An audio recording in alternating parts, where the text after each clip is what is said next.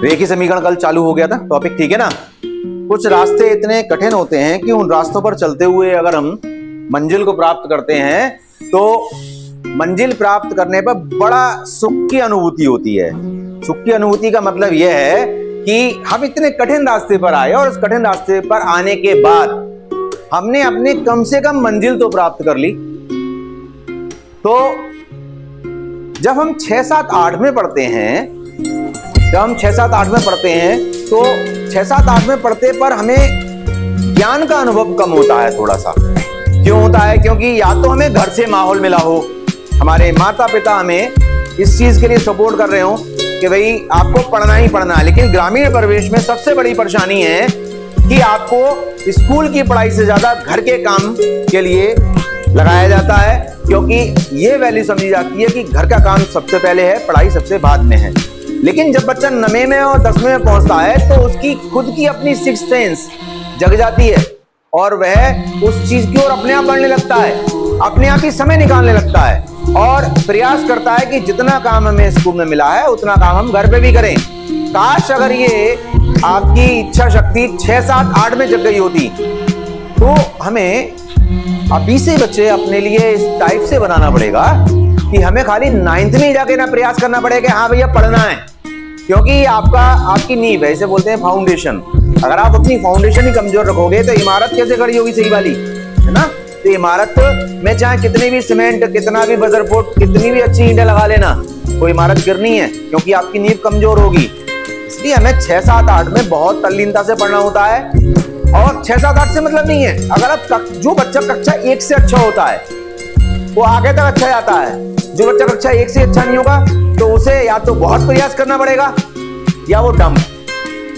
हमें प्रायोरिटी पर क्या रखना है, ध्यान रखिए। आपका ध्येय जो है आप जिस उम्र पर हैं उस उम्र पर आपको अपना ध्येय ये बनाना है कि हमारी पढ़ाई सर्वोपरि है। मैं ये नहीं कह रहा घर के काम ना करें, लेकिन you have the time for the study. आप बीच बीच में अपने काम के बीच समय निकाल सकते हैं पढ़ाई के लिए, बहुत जरूरी है ये। अगर आप समय नहीं निकालेंगे आपके मम्मी पापा आपसे कहने वाले नहीं है। ये आपके लिए चाहे एक दो सपने समझ लीजिए कि आपके यहाँ पर शायद 0.1% गार्जियन ऐसे हैं जो अपने बच्चे से कहते हैं कि बेटा ये गोबर की थाली मत फेंक के आना, परात मत फेंक के आना, तुम पढ़ लो पहले, वो किताब रखिए, किताब उठा लो। नहीं तो 70% या 99% आपकी माताजी ये कहेंगी पढ़ लाई या पढ़ लो ना, डीएम बन जाएगो, चल पहले सानी करके आ। ये परिस्थितियां हैं, इसमें असलियत है। ये कोई ये नहीं है कि मैं यहाँ की बुराई कर रहा हूं या कुछ कर रहा हूं, मजबूरियां हैं ये। उन मजबूरियों के बीच में से हमें समय निकालना है भाई, हमें काम भी करना है, हमें पढ़ना भी है और पढ़ने के लिए हमें अपने आप ही समय निकालना पड़ेगा। अपने लिए तो आप कर सकते हैं ना, मैंने हमेशा कहा है बी सेल्फिश। बी सेल्फिश मतलब स्वार्थी बनो, बी ज्वेलर्स, ईर्ष्या करो। यार ये क्या मतलब हुआ कि मासा उल्टा सिखा रहे हैं? हाँ, स्वार्थी बनने का मतलब है कि अपनी पढ़ाई के लिए समय निकालो, हमें नहीं मालूम हमें पढ़ना है। ज्वेलर्स का मतलब ये कि अपने साथी से इस बात के लिए जलो कि इतना पढ़ कैसे रहा है, वो इतना आगे कैसे बढ़ गया, इस बात के लिए मत जलो कि वो इतने बढ़िया कपड़े कैसे पहने, इतनी बढ़िया घड़ी कैसे पहने हैं। जीवन में अगर आपने ये दिन अच्छे गुजार लिए, ये दिन मेहनत से गुजार लिए, तो आगे जाके आपसे लोग जलेंगे कि इतने बढ़िया कपड़े क्यों पहने, इतनी बढ़िया घड़ी क्यों पहने, इतने बढ़िया जूते क्या पहने। ये समझ लीजिए, ये गोल्डन टाइम चल रहा है आपका। इस गोल्डन टाइम में आपको उतनी ही मेहनत करनी है जितनी आप खाना खाने के लिए तवज्जो देते हैं। दांतों को बार बार चलाते हैं, साथ ही साथ थाली में भी देखते हैं मम्मी ने आज क्या बनाया है। मन करता नहीं करता है। तो जिस तरीके से भूख लगने पर भोजन का मन करता है, वैसे ही पढ़ाई की भूख रखिए, ठीक है। जैसे कल मैंने आपको रेखीय समीकरण पढ़ाया था, उसमें मैंने बताया था कि कोई भी समीकरण है, जैसे ये लिखी हुई है 2x + 3 = 0, हम इसे रेखीय समीकरण y हम इसको रेखीय समीकरण क्यों कहेंगे? हम इसको रेखीय समीकरण क्यों कहेंगे भाई? हम इसको रेखीय समीकरण इसलिए कहेंगे, मैंने कल बताया था कि इसमें जो वेरिएबल, हम इस सवाल की गौर करें कि 6a का ये तीसरे का दूसरा सवाल है, तो हम इसमें देख रहे हैं कि जो क्वेश्चन है वो रेखीय समीकरण है। और रेखीय समीकरण को हल करने के लिए सबसे पहले हम क्या करते हैं कि जो हमारा वेरिएबल वाला पक्ष होता है, जो चर वाला पक्ष होता है, उसको बाएं हाथ पर और जो सादा वाला पक्ष होता है उसको दाएं हाथ पर कर लेते हैं। जैसे इसमें वेरिएबल अगर हम गौर करें, वेरिएबल की बात करें तो यहाँ पर वेरिएबल है y, तो यहाँ पर भी y है, यहाँ पर भी y है।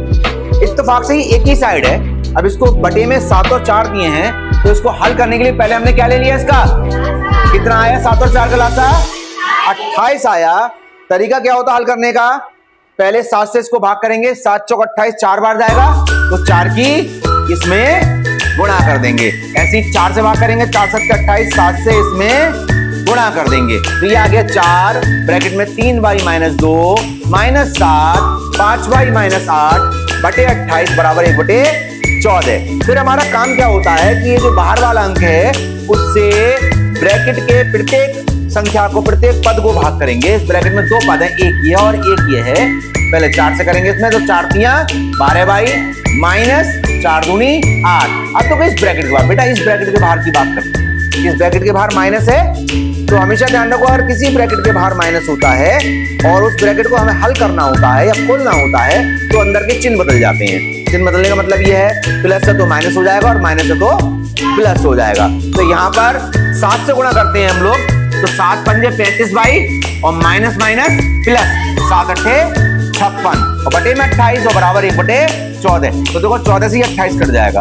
आगे बढ़ते हैं जरा, देखो ये 12y प्लस के और 35y माइनस के, तो माइनस के बचेंगे क्योंकि अगर दो संख्याओं के बीच में माइनस का चिन्ह होता है तो चिन्ह वही आता है जो बड़ी संख्या का होता है। तो यहाँ पर बड़ी संख्या है 35, तो 35 का चिन्ह माइनस का है तो उत्तर माइनस में आएगा और 35 में से 12 गए तो बचे 23। ऐसे यहाँ पर देखो 8 माइनस के और 56 प्लस के हैं, तो प्लस का मान बड़ा है, 56 में से 8 गया प्लस के 48 और बराबर में क्या चल रहा है, बराबर में ये वाले दो जो थे ऊपर पहुंच गए, तिर्यक गुणा से 2। अब देखो हम क्या करा, इस 48 को इधर उठा के ले गए। मैंने बताया था बराबर के इधर अगर कोई संख्या है, अगर वो प्लस में है तो इधर जाके, और इधर माइनस की है तो इधर जाके, इधर गुणा में है तो इधर जाके, और इधर भाग में तो इधर जाके उल्टा होता है एक दूसरे का। तो वैसे इतना ध्यान रखना है कि पक्षांतर करना आना चाहिए। पक्षांतर का मतलब ये है कि चिन्हों का इधर उधर करना, ठीक है ना, बाकी ऐसा कोई विशेष चीज नहीं है, ठीक।